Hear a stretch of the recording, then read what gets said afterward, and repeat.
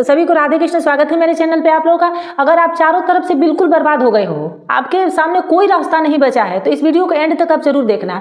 देखिए, सभी के जीवन में एक न एक वक्त ऐसा आता है, एक न एक समय ऐसा आता है जब उसे लगता है कि मरना आसान है और उसका जीना बहुत मुश्किल है, और वो सोचता है कि रोज रोज घुट घुट के जीने से अच्छा है कि हम एक ही दिन मर जाएं, इस दुख से कम निजात तो मिल जाए, इस परेशानी से हमें निजात तो मिल जाए।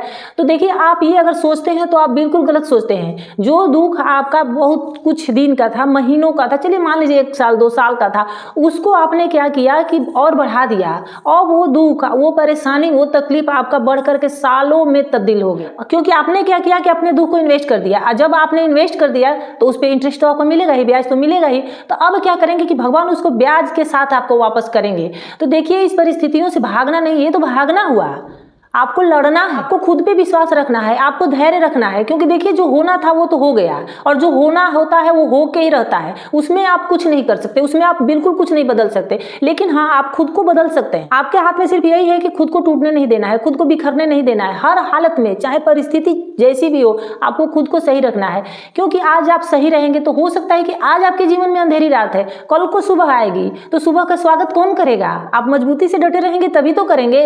मान लीजिए आपकी जिंदगी में आज तूफान है, तूफान आने के बाद चलिए सब कुछ नष्ट भ्रष्ट हो जाता है, तो आप में ताकत रहेगी तभी तो उसको हटाएंगे, उस मलबे को हटाएंगे, वहाँ एक अच्छा निर्माण करेंगे, एक खूबसूरत महल का वहाँ आप निर्माण करेंगे। तो उस आपके अंदर ताकत बची होनी चाहिए। देखिए, वक्त की सबसे अच्छी बात मुझे ये लगती है कि ये बीत जाता है। आज अगर बुरा समय है तो कल अच्छा समय आना बिल्कुल तय है। आज जिसका आज अच्छा समय है, वो अगर गुरूर करेगा तो उसका बुरा समय भी आना तय है।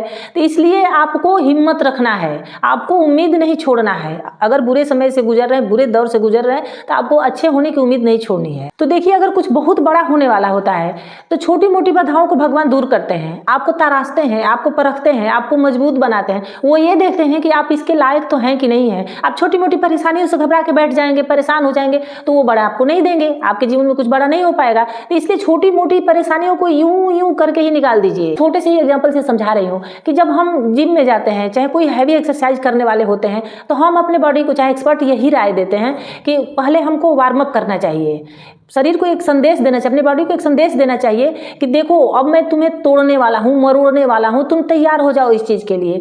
अगर और कोई होता है कि जाते ही तुरंत हैवी एक्सरसाइज करता है, शरीर को वार्म अप नहीं करता, उसको संदेश नहीं देता है, तो उसको इंजरी हो जाती है और वो फिर बैठ जाता है, वो कुछ नहीं कर पाता। लेकिन जो तरीके से करता है, हर सिस्टम से करता है, उसकी बॉडी एक अच्छा सुंदर स्वरूप लेती है और काफ़ी सुंदर खूबसूरत शरीर उसका बनता है। उसी तरह जब हमारे जीवन में दुख आता है तो ये भी एक प्रक्रिया के तहत ही होता है। हमें दोष मुक्त किया जाता है, हमें पाप मुक्त किया जाता है, हमें बुरे कर्मों से विरक्त किया जाता है, हमें अच्छे कर्मों की तरफ अग्रसर किया जाता है। जब आपके प्रारब्ध के बुरे कर्मों का नाश हो जाएगा, तब आपका जो संचित पुण्य है, जो बचा हुआ पुण्य है, जितना आपने पुण्य किया है, अब वो लागू होगा। तो आप पहले ही हार करके बैठ जाएंगे, डर करके बैठ जाएंगे, तो स्वागत कौन करेगा? देखिए, मैं भी एक बुरे वक्त से गुजर चुकी हूँ, मैं भी हार मान चुकी थी, मुझे भी मन नहीं करता था जीने को। लेकिन फिर मैंने ये देखा कि चलो, यही तो बुरा हुआ है, अगर ये हो जाता तो मैं क्या करती, ये हो जाता तो मैं कैसे रहती।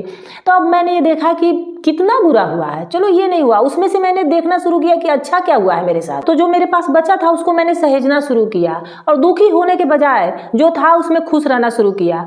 और अब लगता है, आज के डेट में लगता है कि वही सही वक्त था। अगर वो वक्त नहीं आता तो आज मैं यहाँ नहीं होती, आज मैं इतनी खुश नहीं होती, आज मैं इस तरह से नहीं होती। क्योंकि देखिए, जितना ज्ञान, जितना तजुर्बा हमें किताबों से नहीं मिलता, उतना हमें बुरे वक्त से मिलता है, उतना हमें दुख सह करके मिलता है, उतना हमें परेशानी सह के मिलता है।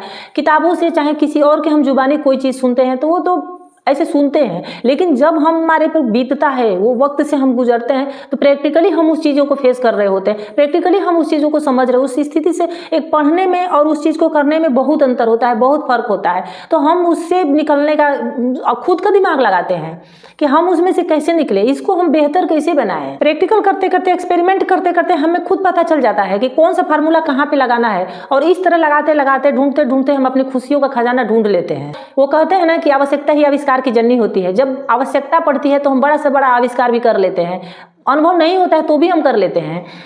तो कभी कभी बर्बाद भी होना जरूरी होता है आबाद होने के लिए, क्योंकि अनुभव मिलता है हमें, क्योंकि अब आपके पास तजुर्बा भी है, अनुभव भी है। तो उम्मीद है मेरी वीडियो आप लोग को थोड़ी सी भी अच्छी लगी होगी, तो लाइक शेयर कमेंट और सब्सक्राइब कर दीजिएगा। फिर मिलते हैं किसी नेक्स्ट वीडियो में, किसी नेक्स्ट टॉपिक के साथ। तब तक के लिए धन्यवाद।